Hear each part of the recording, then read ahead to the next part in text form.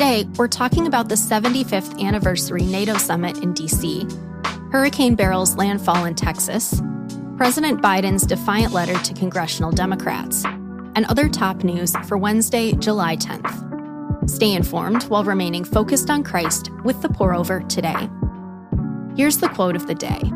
The solution to an overbusy life is not more time. It's to slow down and simplify our lives around what really matters. John Mark Comer. Let's get started with some espresso shots. Global allies are gathering at their respective corners. NATO's 75th anniversary summit is underway in Washington, D.C., where the 32 member states are expected to spend time discussing the pathway to Ukraine's eventual membership. President Biden, for one, is facing mounting international pressure to move quickly, since a loss in November would mean a Trump White House that's more tight-fisted toward Ukraine. Meanwhile, Russia and India held their own meeting to strengthen their trade relationship. Indian Prime Minister Modi said the two leaders discussed Ukraine respectfully and in detail, emphasizing the need for the path of peace only through talks. Modi arrived in Moscow shortly after Russia launched its deadliest wave of airstrikes across Ukraine in months, killing at least 41 civilians and damaging Kyiv's largest children's hospital.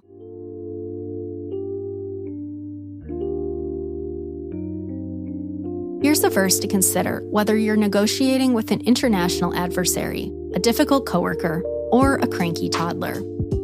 Seek peace and pursue it.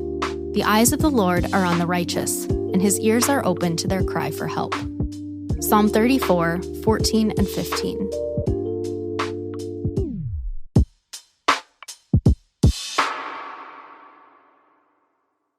Beryl has been an unseasonable terror.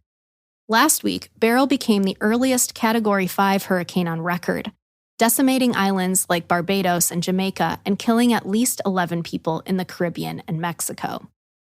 Early Monday morning, the storm slammed into southeast Texas and Louisiana as a Category 1 hurricane, killing 8 people and leaving nearly 3 million without power. From there, Beryl barreled northeast as a tropical storm, uprooting trees, damaging buildings, and prompting flood watches for 25 million people from Arkansas to Michigan. Back in Texas and Louisiana, a massive cleanup and restoration project has begun. More than 1 million homes have had power restored, but crews are up against high floodwaters in many areas where work is needed. With homes destroyed and people displaced, the recovery efforts are just beginning.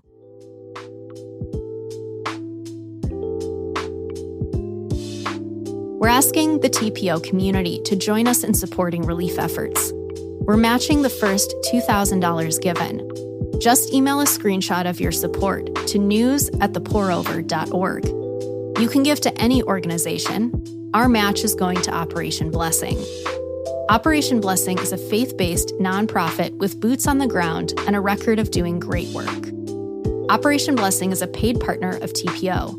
You can find a link to donate in the show notes. James 2, 16 and 17 says, "If one of you says to them, 'Go in peace, stay warm and be well fed,' but you don't give them what the body needs, what good is it? In the same way, faith, if it does not have works, is dead by itself."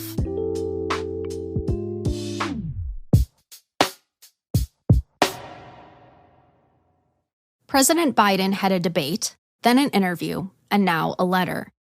Writing to congressional Democrats on Monday, the president unequivocally stated he's staying in the race, citing a deep obligation to the voters who nominated him.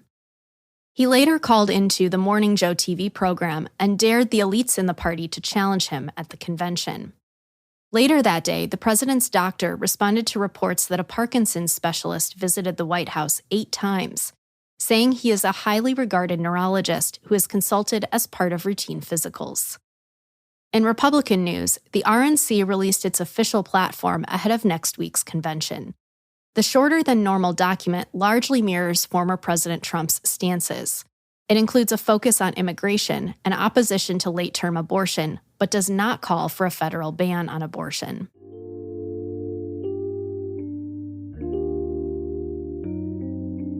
During any election season, it's easy to see the shortcomings of our opponents and cast ourselves in the right. When we find ourselves grumbling about others, we must remember to check our own hearts. Matthew 7:3-5 says, "Why do you look at the speck of sawdust in your brother's eye and pay no attention to the plank in your own eye? How can you say to your brother, 'Let me take the speck out of your eye,' when all the time there is a plank in your own eye? You hypocrite! First take the plank out of your own eye, and then you will see clearly to remove the speck from your brother's eye." Hey, Nate here with the pour-over. Summer. Farmers markets, music festivals, barbecues, and sweating. I love to run, but I don't love the hammy cramps, heavy legs, and mental fog caused by an electrolyte deficiency. Enter Element. I drink half of an Element before my run to fuel up and finish it right afterwards to replenish. Plus, their drink mix flavors are approved by the world's most honest sip sneakers, my toddlers. Whether you're running, pickleballing, or just summering, you need Element. When you purchase Element through our link, you'll receive an entire sample pack with any purchase. That means you'll get one packet of 8 flavors. Also, try the new Element Sparkling, bold 16-ounce can of sparkling electrolyte water. Check out the Element link in the show notes.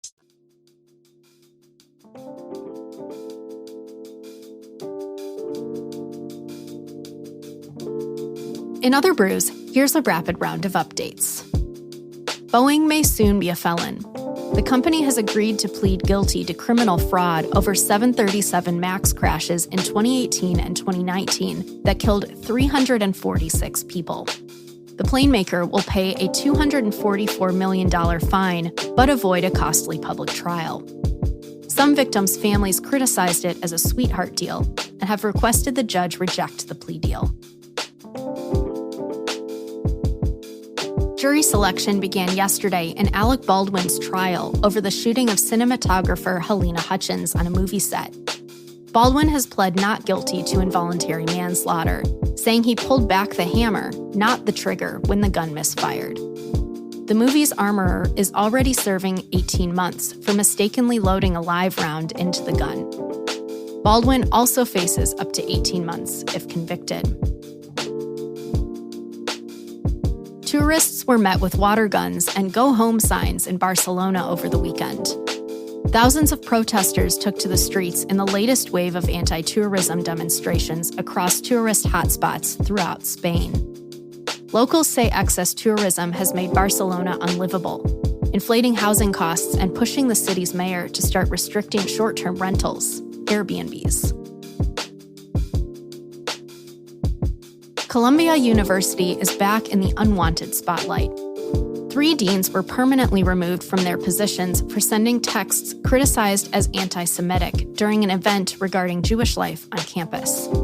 The event was held in May, a month after police were called to clear pro-Palestinian protesters from a university building and tent encampment that threatened to disrupt graduation ceremonies. Starting this fall, Johns Hopkins University Medical School will be free for students whose families make less than $300,000 a year. Living expenses and fees will also be covered for those making under $175,000. The change is thanks to a $1 billion donation from Mike Bloomberg, a JHU alum, to address declining levels of health and education. And that's all we have for today. Thanks so much for listening. If you're listening on the Apple Podcasts app, give us a 5-star rating and drop a review. If you're listening on Spotify, give us a follow and hit the notification bell to never miss a new episode. We appreciate your support and hope you have a great day. We'll see you on Friday.